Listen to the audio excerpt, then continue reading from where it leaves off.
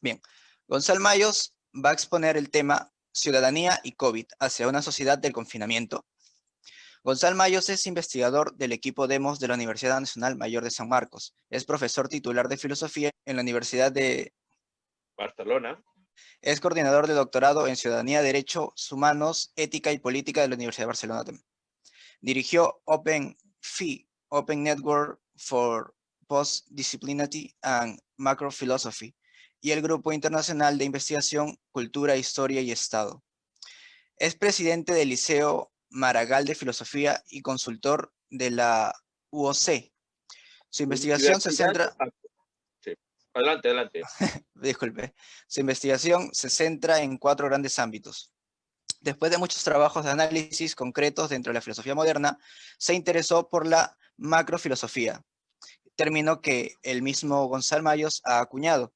La macrofilosofía estudia crítica, sintética, interdisciplinaria y comparativamente los procesos humanos de profunda relevancia, gran alcance y de larga duración. Asimismo, investigó la naturaleza y evolución de la racionalidad, los mecanismos sociales y políticos que hacen posible la modernización y posmodernización, los mecanismos inhibidores de estas dinámicas. Tiene especial atención a las novedades y conflictos más actuales, macrofilosofía del presente como él lo denomina. La búsqueda de macrofilosofía lo obliga a la transversalidad, interdisciplinariedad, atención crítica en la actualidad y reflexiones epistemológicas que al mismo tiempo lo exasperan y apasionan. Para finalizar, ha investigado en Hegel Archive de la University Ruf Bochum en la Universidad de Heidelberg y en Paris University René Descartes. Se le han concedido los premios extraordinarios de licenciatura de la Universidad de Barcelona, el tercer premio final de la carrera del Ministerio de Educación y Ciencias de Barcelona y el premio Prat de la Riba del Instituto de Estudios Catalanes. Bien, sin más, me gustaría pasar para que el doctor Gonzalo Mayos pueda continuar su disertación. Buenos días a todos, gracias David, gracias por haberme invitado a este evento, a este coloquio internacional. Es un placer coincidir con el amigo y profesor Joan Lara Mati y León, que la verdad que nos vemos quizás más ahora que él es profesor, ya lo saben, en la Universidad San Marcos de Lima, que no a veces antes cuando vivía en Barcelona, no demasiado lejos de donde vivía yo, ¿no? Pero las cuestiones telemáticas a veces nos acercan y es un placer compartir con él y con todos ustedes. Bueno, mi ponencia, mi conferencia, Ciudadanía y COVID hacia una sociedad del confinamiento, plantea la situación actual, intenta pensar a partir de la situación actual, destacando un hecho que me parece interesante, que es que estamos aplicando de nuevo ideas, en parte afectados por la COVID, ideas de raigambre biológica, inmunológica. Utilizaré mucho esta metáfora que me parece que ya tiene una tradición en política, pero que ahora vuelve a estar especialmente al día, ¿no? Y plantearé la hipótesis de si de resultas de la afectación social por el COVID, por la pandemia del COVID-19, estamos caminando a una sociedad progresivamente cada vez más confinada, más privatizada, más encerrada en nuestros ámbitos semiprivados, cada vez más telemática, cada vez donde más desencarnada, más desrealizada, porque nos encerramos en ámbitos privados. Y ya saben ustedes que en política perder el espacio de lo público, allí donde nos encontramos, es un gran riesgo. La mejor política democrática se inició, es un tópico, en Grecia, en el ágora, en el espacio compartido, en el espacio donde los ciudadanos, que no eran todos lamentablemente, se encontraban y se reconocían. Hannah Arendt ha destacado esa importancia de exponerse en lo público, en el ágora, el encontrarse como base vital y de la política, ¿no? Bueno, pues con el COVID estamos corriendo el riesgo de perder eso, ¿no? Perder el ágora, perder el espacio de la eclesía, en los parlamentos. Ya saben ustedes que últimamente, bueno, no pueden estar todos los parlamentarios y solo hay una representación reducida, etcétera. Estamos perdiendo la importancia de lo público y del encuentro para hacer política, de todos para hacer política. Bueno, me parece que eso será relevante y, por tanto, si vamos hacia una sociedad del confinamiento, la pregunta clave es cómo será la política en una sociedad así. Pensemos en Grecia, en Atenas o en Esparta. Había un espacio compartido por los ciudadanos. Insisto, lamentablemente no por todo el demos, lamentablemente no por las mujeres, por una parte incluso de los varones y por extranjeros, metecos y esclavos. Eso por supuesto. Pero, digamos, los ciudadanos estaban continuamente en el espacio público haciendo política. Y hacer política era hacer polis, ciudad-estado. Entonces, corremos el riesgo de perder eso. Bueno, pero vayamos caminando hacia la idea que quiero hoy comentar en vinculación con lo que nos está afectando el COVID. La inmunología, política como inmunología. Tradicionalmente, la sociedad era pensada muchas veces como un organismo. Se pensaba la sociedad como un gran organismo. Sin ir más lejos, recuerden la metáfora del Leviatán de Hobbes, que representa muy bien la portada de la época. O sea, lo digo porque seguro que todos lo tendrán en la mente. Es aquella portada donde el Leviatán era un inmenso monstruo con forma humana formado por pequeños humanos que eran los individuos que formaban esa sociedad. Por tanto, el Leviatán era un organismo hecho de otros organismos, un organismo hecho de individuos, de ciudadanos, de súbditos, quizás a veces, era un cuerpo formado por otros cuerpos. Bien, la verdad es que esa gran tradición organicista fue muy criticada en la modernidad, porque sí que es verdad que tiende a naturalizar lo social, a considerar lo social como un aspecto indistinguible de la naturaleza, rompiendo esa distinción tan clara de los griegos entre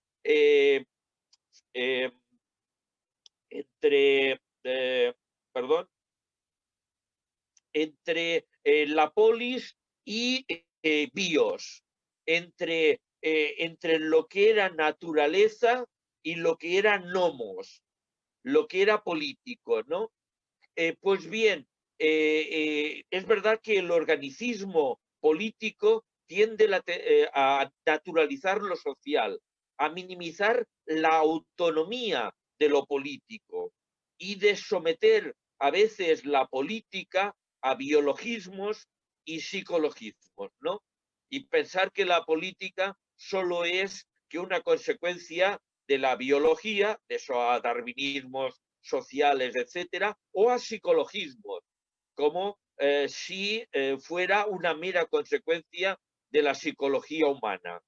Bien, no queremos ir en esta dirección, no vamos a minimizar la diferencia entre physis y nomos, entre polis y fuera de las murallas de la polis, etcétera, ¿no? Pero sí que vamos a destacar, como ha sucedido en las últimas décadas, que hay toda una tradición, cito más o menos de memoria a Jacques Derrida, a Roberto Expósito, a Giorgio Agamben y otros autores que han pensado la política en términos inmunológicos. Términos inmunológicos que ahora vuelven a estar sobre la mesa de una manera muy importante y dan mucho que pensar. Eso es lo que voy a intentar aportar para ustedes, aparte de darles, quizás una visión general de mi pensamiento sobre estas cuestiones. Entonces, desde esa perspectiva, la sociedad sería un organismo que tiene mecanismos y respuestas inmunológicos en contra tanto de cuerpos extraños, ajenos, y piensen que, por ejemplo, una guerra podría ser vista como una respuesta inmunológica. Hay unos agresores, unos agentes agresores externos que tienen que ser rechazados en las fronteras, ¿no? Digamos, un imaginario podría ser ¿no? Pero que también tiene mecanismos y respuestas inmunológicas internos en contra, y eso es mucho más complicado y complejo, ¿no? En contra de aquellos miembros internos que manifiestan comportamientos que algunos piensan que ponen en peligro el equilibrio homeostático de la sociedad, ¿no? Foucault tiene un famoso curso en el Collège de France, precisamente eso, ¿no? En que hay que defender a la sociedad de sus enemigos internos, externos por supuesto, pero digamos esa problemática que hay no solo hay unos enemigos más allá de las murallas, sino lo que es peor, unos enemigos que están en nosotros, que ya están dentro de las murallas y por tanto con los cuales no tenemos la barrera defensiva primera. Bueno, pues creemos que el COVID-19 está ofreciendo muchas reflexiones de este tipo y es lo que me ha animado en esta ponencia, ¿no? Y creemos que crecerá la reflexión político-social en clave inmunológica. Creo que es algo que teniendo antecedentes, como acabo de citar y puedo dar libros concretos, referencias de libros concretos, cada vez va a tener más importancia ese tipo de reflexión. Bueno, pues avancemos un poco en algunas ideas, algunos análisis en esta dirección. Por ejemplo, podemos pensar las actuales políticas tan desconcertantes que vivimos desde hace al menos 6, 7 años y quizás más desde las crisis económicas post-2007 en clave inmunológica.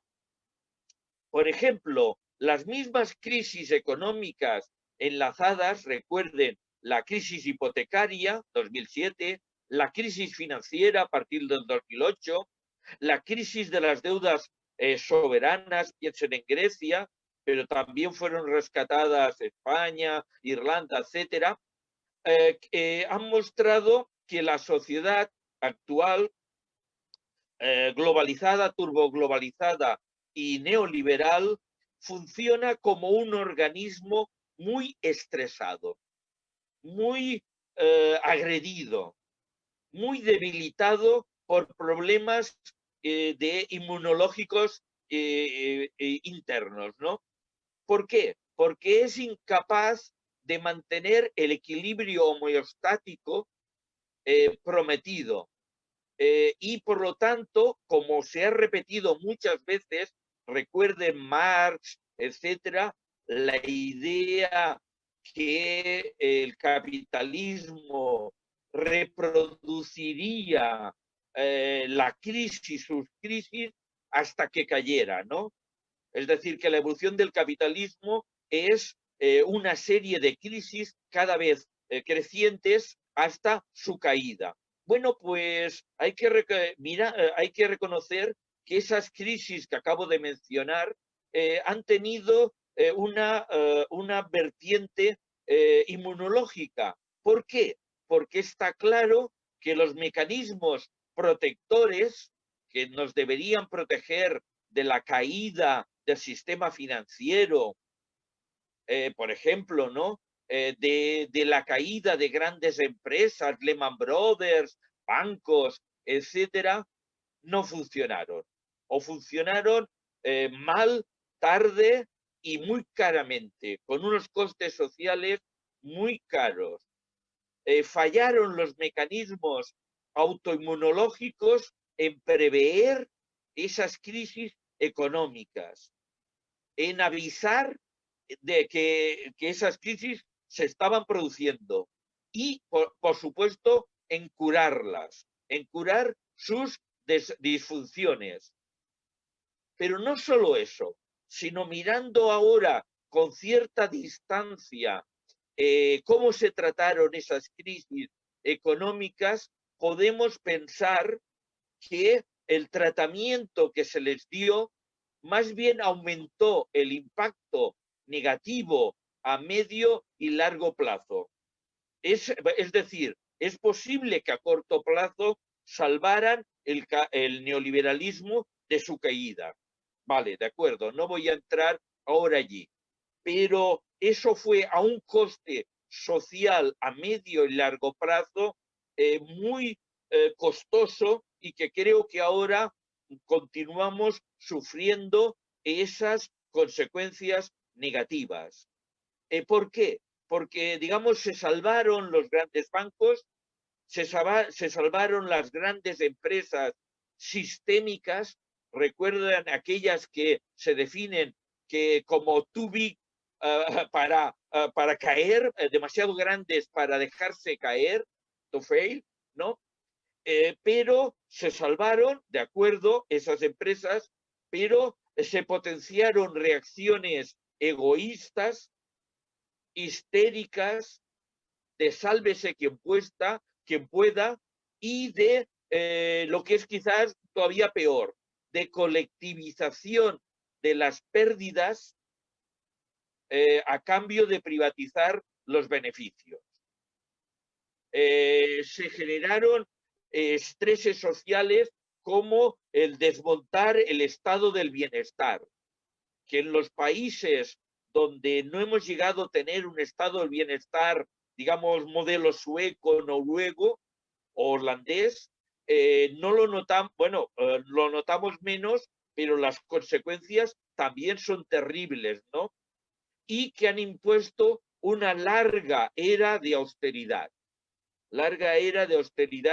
que ha castigado a todo el mundo, excepto quizás aquellas grandes empresas que más se beneficiaron en el momento de la crisis, que han vuelto a tener beneficios y que sus acciones parece que van bastante bien, ¿no? Más allá de Lehman Brothers y un par de aseguradoras, etcétera, se evitó, digamos, que las empresas y bancos cayeran. Bueno, pues toda esa larga política ha tenido un efecto negativo, y es que ha contribuido a debilitar la respuesta social, económica y política sana. De acuerdo, se salió de la crisis amenazante del 2007, 8, 9, pero la sociedad ha quedado muy debilitada. Y ahora, con el reto de la pandemia del COVID-19, nos hemos encontrado, creo que eso vale tanto para Perú como para España, como para Estados Unidos, que la mala resolución de aquellas crisis económicas, la debilitación social que hubo, la mala inmunología que se generó, ha tenido un impacto demoledor, de tal manera que ahora estamos más débiles, socialmente más débiles que entonces. Piense que cuando apareció el COVID, hombre, pues es una situación terrible, inesperada, pero una sociedad sana tendría que superar aquello. ¿Qué sucede? Que quizás nuestras sociedades ya no estaban todos lo sanas que deberían estar y que aparece un germen o una afectación de ese tipo y ahora estamos, bueno, en la situación que voy a intentar ir comentando, ¿no? ¿Qué pasa? Se demoraron, en las crisis no se dieron respuestas, soluciones a los sectores más desfavorecidos de la población e incluso de las empresas realmente productivas, no solo financieras, grandes aseguradoras, grandes bancos. Y claro, ahora esa sociedad debilitada, porque ya llevamos, de hecho no hemos salido todavía de la crisis que se inició en el 2007, en el 2007. Con lo cual, creo que no exagero, digamos, con subidas y bajadas, con momentos de relajo y de mejor situación, llevamos 13 años de crisis. Y claro, el COVID, ahora mismo comienzan a haber vacunas, parece, pero todavía no son aplicables, todavía nos queda un tiempo de crisis del COVID y de aquellas crisis económicas, ¿no? Por eso pueden ver que las instituciones estatales e internacionales permiten entender que las instituciones estatales e internacionales, los estudiosos, entre los cuales me incluyo, las élites y, por supuesto, el pueblo, han experimentado en los últimos años, quizás en los últimos 13 años, como mínimo, una profunda desorientación que es clave para la aparición de lo que llamo las actuales políticas del desconcierto, donde no sabemos, no terminamos de saber nadie, el pueblo por supuesto, digamos la gente normal por supuesto, pero incluso los que nos dedicamos a esto tenemos problemas para entender qué nos está pasando, ¿no? Las llamo políticas del desconcierto porque no solo nacen de la desorientación, sino que rompen con el concierto social, político, ideológico e inmunológico que se había construido dificultosamente a partir de los años 1990. Utilizo la fecha paradigmática de la caída de la URSS en 1991. Allí se generó un nuevo concierto social, político, ideológico, inmunológico, después de la famosa Guerra Fría. Esas políticas del desconcierto muestran que aquel concierto ya no funciona o no funciona bien. Además, se han aparecido una desconcertada y caótica lucha por imponer un nuevo concierto hegemónico a todos los efectos, para definir el concierto que nos dominará en las próximas décadas. Estamos en plena batalla por definir ese concierto. Si me permiten un ejemplo, ¿no? Después de las elecciones presidenciales norteamericanas muy recientes, estamos en una situación especialmente desconcertante y peligrosa. Por una parte ha ganado, para mí, indiscutiblemente Joe Biden, pero está claro que hay un muy inquietante paso en las políticas del desconcierto, porque Donald Trump, el presidente saliente, el presidente derrotado, y que quiero recordar que sobre todo ha sido derrotado por el COVID, más que derrotado por Joe Biden, ha sido derrotado por el COVID, porque los 3-4 millones de diferencia y sobre todo los 2-3 estados que han decidido que con relativos pocos votos han decidido en favor de Joe Biden, en contra de Trump por el sistema tan típico de los Estados Unidos, tan peculiar, hace que claramente se ve que la mala y menospreciable incluso, menospreciante trato de la pandemia y de los muertos y damnificados en la pandemia en los Estados Unidos, que es uno de los países que tiene una tasa peor por habitante, a pesar de tener un sistema sanitario que para el que tiene dinero es quizás el mejor para el que tiene dinero, ¿no? Bien, eso ha sido quizás lo que ha marcado la diferencia, porque si no nos íbamos a encontrar que Donald Trump volvía a ganar.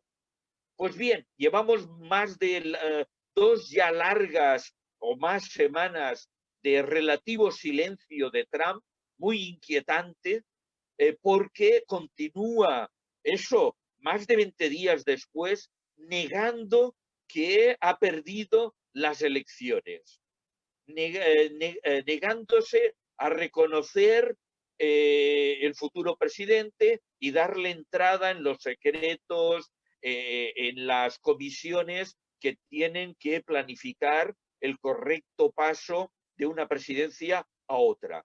Y no solo eso, sino que Trump y sus hombres de confianza, su familia, pero también Giuliani, etcétera, están calibrando ahora mismo claramente la resistencia de los famosos equilibrios y contrapesos norteamericanos de la democracia liberal americana para mirar de encontrar una salida iliberal, fuera de esos contrapesos liberales, fuera de esos mecanismos inmunológicos que los padres de la Constitución norteamericana habían imaginado para casos parecidos, para evitar salidas autoritarias que destruyeran la democracia. Pues bien, ahora mismo Donald Trump está liderando un agresivo populismo de derechas con importantes apoyos nacionales e incluso internacionales que podrían, bueno, está pidiendo que no se reconozcan ciertos votos, que no se cuenten todos los votos, que no todos los votantes hayan valido sus votos. Algo de este calibre, ¿no? Pues noten ustedes que no solo tiene el apoyo del Partido Republicano, al menos en una mayoría importantísima, inquietantemente importante, ¿no? Sino que tiene apoyos internacionales. Quiero recordar que ahora mismo todavía son autócratas y liberales, no liberales, los que no han reconocido la victoria de Joe Biden. Significativamente son Putin, que claro, estaría encantado porque, digamos, los equilibrios liberales democráticos se fueran al traste. Jair Bolsonaro en Brasil, lo mismo. Ya no digamos Kim Il-sung en Corea del Norte, etcétera. Todavía, que yo sepa, que ahora mismo no tenga un lapsus, no han felicitado a Biden por su victoria. E incluso China lo ha hecho brevemente después de un largo, significativo silencio, en una felicitación que que destaqué, que no solo, eso es interesante, no solo la dedicaron a Joe Biden, sino a la vicepresidenta Kamala Harris. Me parece un hecho significativo. Si la leen, es una felicitación protocolaria, muy débil, pero que se encarga de mencionar a la vicepresidente, quizás pensando que Joe Biden tiene ya una cierta edad y que es posible que tengan que negociar en el futuro con la vicepresidente Kamala Harris, ¿no?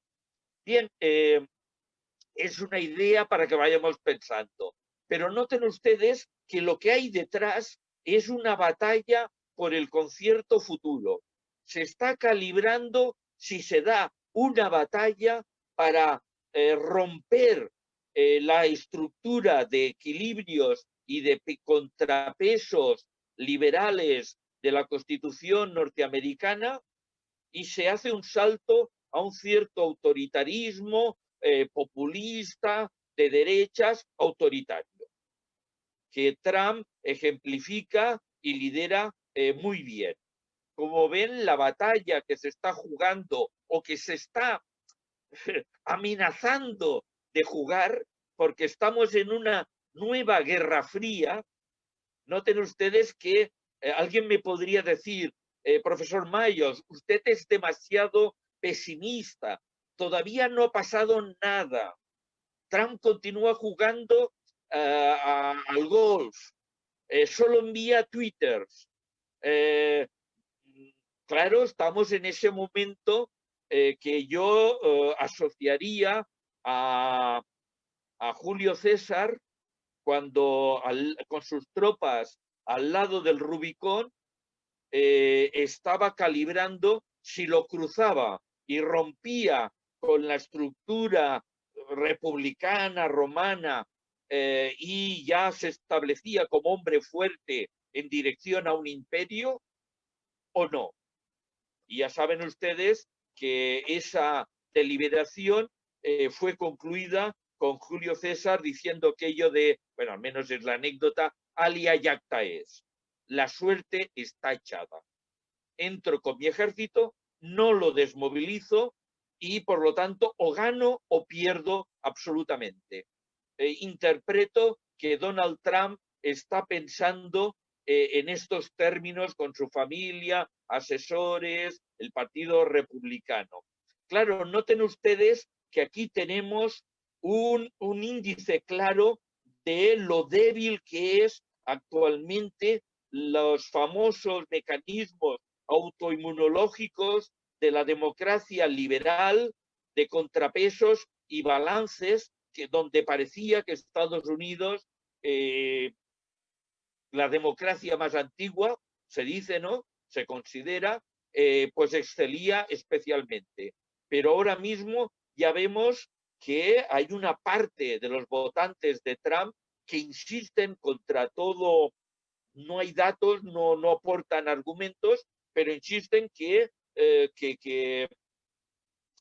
el presidente continúa siendo Trump y que Trump ha ganado las elecciones y que hay votos que no deben ser contabilizados. Bueno, pues como pueden ver, en función de cómo vaya esa deliberación, porque hasta ahora de momento tenemos que hablar en términos de deliberación, que yo interpreto en esos términos de cuando en el cuerpo social ya ha entrado un virus autoritario, un virus iliberal, ha infectado bastantes células y está dudando si afectar todo el organismo o quedarse circunscrito en una parte solo del cuerpo social. Digamos, y claro, eso en un planteamiento de política consciente de alia jacta es, cruzamos el Rubicón o todavía nos retiramos y Donald Trump puede presentarse en las siguientes elecciones del 2024, ¿no? Esto me parece que este ejemplo puede ser interesante para ver en dónde estamos y cómo el mecanismo, la idea de una política inmunológica es significativo. Porque piensen ustedes que lo que haga Estados Unidos tiene todavía esa importancia del ejemplo, de un cierto liderazgo que hará que, aparte de que cambiará la política de la administración que administra los Estados Unidos, aparte de eso, animará a unos o a otros. Animará a los Orbán, a los Erdogan, a los Putin, a los Bolsonaros o, o volveremos, animará un cierto establishment más previsible, que sería la imagen de Joe Biden, ¿no? Alguien que al menos no da sorpresas y que parece previsible.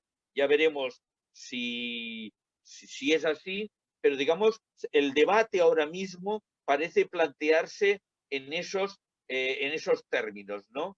La democracia mostrará su salud, su potencia inmunológica, aislando ese virus, ese COVID-19 que es Donald Trump, que es una parte del partido republicano, que es una parte de la derecha populista de la América profunda, que no estaría de acuerdo con Joe Biden, pero estaría de acuerdo, como no estuvo con Clinton, con Hillary Clinton, pero que probablemente no estaría de acuerdo con nadie y que probablemente tampoco no estaría de acuerdo con los pocos que quedan de moderados en el Partido Republicano. Digamos, hay allí una presión muy fuerte. Hay allí un signo de un creciente antagonismo social que plantea una muy difícil concertación a corto y medio plazo, ¿no? Aunque los teóricos pudiéramos generar un nuevo concierto ideológico, politólogo, pues si la sociedad está tan extendida como ahora vemos, con unos partidarios de políticas paranoides y de imaginar, en fin, estrategias terribles, y otra sociedad que, bueno, allí tenemos un problema importante. Notemos, por tanto, voy avanzando, que se ha roto el consenso político tradicional en los tres ejes más importantes.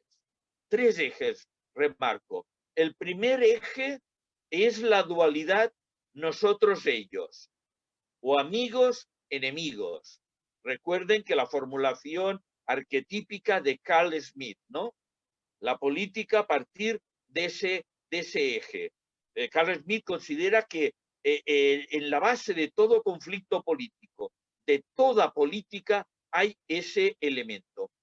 Bueno, pues con sus dificultades, con su racismo, Norteamérica, y continúo con el mismo ejemplo, pero creo que se puede aplicar a Perú y a España y a otros países, ¿no?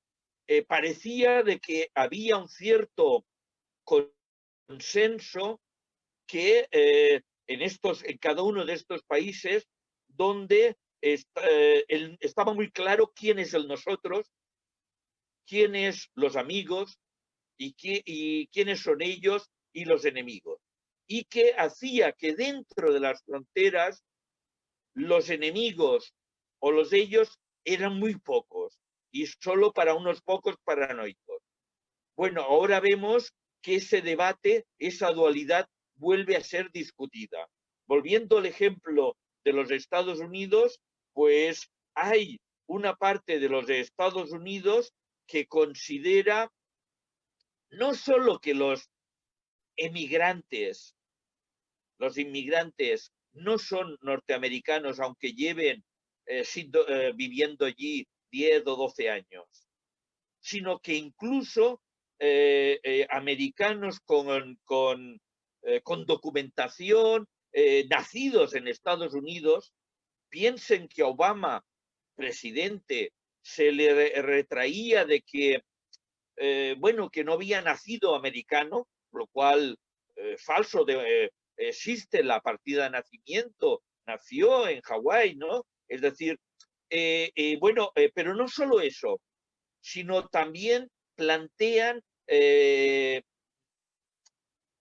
dudas que sean plenamente americanos los chicanos que han nacido ya segunda, tercera generación en Estados Unidos, una parte considerable de los negros e incluso cierto progresismo que es liberal, que es considerado allí como socialista o comunista, aunque no encaja en absoluto con ninguna definición rigurosa, sea posible considerarlos americanos. Claro, eso es gravísimo porque vuelve a escindir y a plantear la pregunta de quién es auténticamente americano y puede, por tanto, votar. Pero a un nivel increíble, no solo pedir documentación o legalidad, sino dudar de unos grupos que, bueno, no sé, digamos, una locura. Este es el primer eje amenazado que parecía que no íbamos a recaer en esas batallas como se recayó, y eso en Europa lo tenemos, en España profundamente grabado, con los conflictos del fascismo en los años 30, 40, donde, por ejemplo, una España se levantó contra una mala España, ¿no? Y en Europa, pues era discutible no solo que los judíos fueran alemanes, sino los gitanos, o los comunistas, o los socialistas, o los disidentes, o los gays, etcétera, ¿no? Parece que volvemos a situaciones que parecían ya superadas, pero también ha vuelto a primer orden otro eje que pasa a ser muy discutido. Me estoy refiriendo a la inclusión, a las políticas de inclusión y de reconocimiento por vulneraciones raciales, étnicas, de género, culturales, etcétera. Nótese que también aquí ha vuelto un debate con una brutalidad enorme. No solo se discute qué políticas hay que mantener y cuáles eliminar, sino si hay que reducirlas o ampliarlas, sino si eso tiene sentido. Si tiene sentido, pues compensar, qué sé yo, madres solteras o obreros en paro blancos, a los negros o a los buenos americanos, ¿no? Todas las políticas de inclusión, de reconocimiento o de compensación de la vulnerabilidad social vuelven a estar discutidas, y además discutidas en términos muy amenazantes, ¿no? Bueno, noten ustedes que y por supuesto el tercer eje es el eje de la redistribución. Habíamos llegado a un cierto consenso inestable y no 100%, pero que de alguna manera la sociedad sana se mantenía, les digo tópicos, ahora en este aspecto, se mantenía gracias a una cierta redistribución, que una sociedad es más sana si hay como mínimo una cierta redistribución. Y eso lo aceptaban sectores amplios de la izquierda y de la derecha. Pues bien, ahora mismo vuelve a haber situaciones de aquellas de que la respuesta es no. No queremos nada, ninguna redistribución. Estado mínimo, ningún impuesto o solo impuestos para estrictamente ejército, policía y poca cosa más. Claro, eh, en fin, ya sé que así de radical, al menos públicamente, hay poca gente que se manifieste así, pero en las redes sociales, en los debates calientes, eh, eh, a- a- esas expresiones son clarísimas y hay mucha, digamos, hay la idea de no aceptar la más mínima redistribución, eh, eh, etcétera. Bueno, noten ustedes, claro que eso eh, plantea una sociedad muy agredida inmunológicamente. Parece que no tenemos claro dónde debemos actuar y dónde hay un peligro. Si el peligro está aquí, allá, ¿por qué? Porque hay una parte de la sociedad que parece que no reconoce como propia a otra parte de la sociedad. Y cuando eso sucede, las cosas van muy mal, ¿no? ¿Por qué? Porque una parte de la sociedad se dedica a, de alguna manera, a luchar en contra de la otra, ¿no? Tenemos allí una discordia que tenemos mucha memoria, los historiadores tenemos mucha memoria al respecto, ¿no? Bueno, pues además, este debate inmunológico está brutalmente antagonizado. ¿Por qué? Porque se desarrolla a través de las tecnologías de la comunicación y de redes sociales donde funcionan los efectos llamados túnel o burbuja que escinden, radicalizan, enfrentan a la sociedad y fomentan los discursos del odio. Y evidentemente una sociedad así partida o escindida difícilmente puede encontrar salidas en los tres ejes mencionados.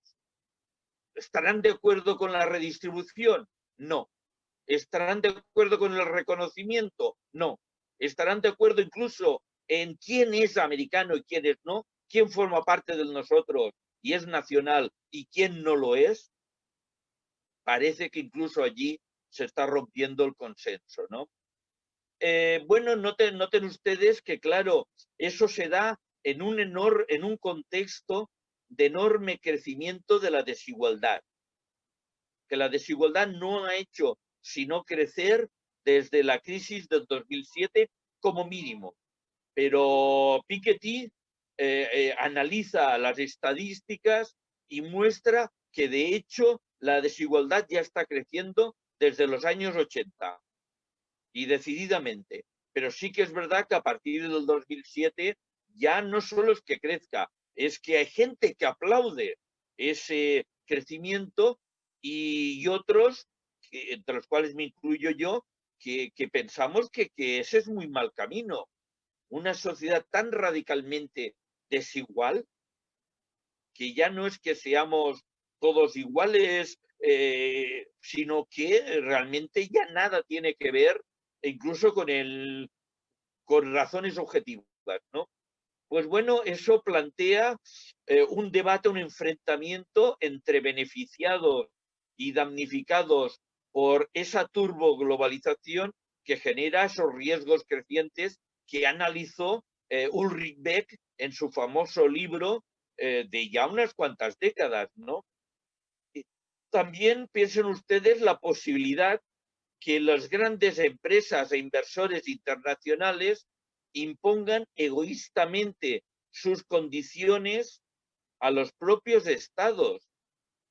Ahora se habla de estados que están endeudados como nunca antes y que dependen de, ya no solo del Fondo Monetario Internacional y el Banco Mundial, sino de los flujos y de los inversores internacionales que hablan de tú a tú al Estado y al líder político y le dicen yo voy a invertir en su país si me aplica esta ley, me minimiza los impuestos a un nivel increíble y además me dé facilidades porque si en las elecciones sale elegido otro político, yo pueda salir con mis beneficios tranquilamente. Recuerden el caso de Grecia. Gobernaba Tsipras, Syriza, y había una deuda impagable y se discutió con los inversores, en gran parte la Unión Europea, argumentando que se habían beneficiado de una situación. Bueno, y se hizo un referéndum que se ganó de muchísimo, donde los griegos aceptaron que iban a pagar la deuda, pero con unas condiciones diferentes de las que se les imponía, etcétera.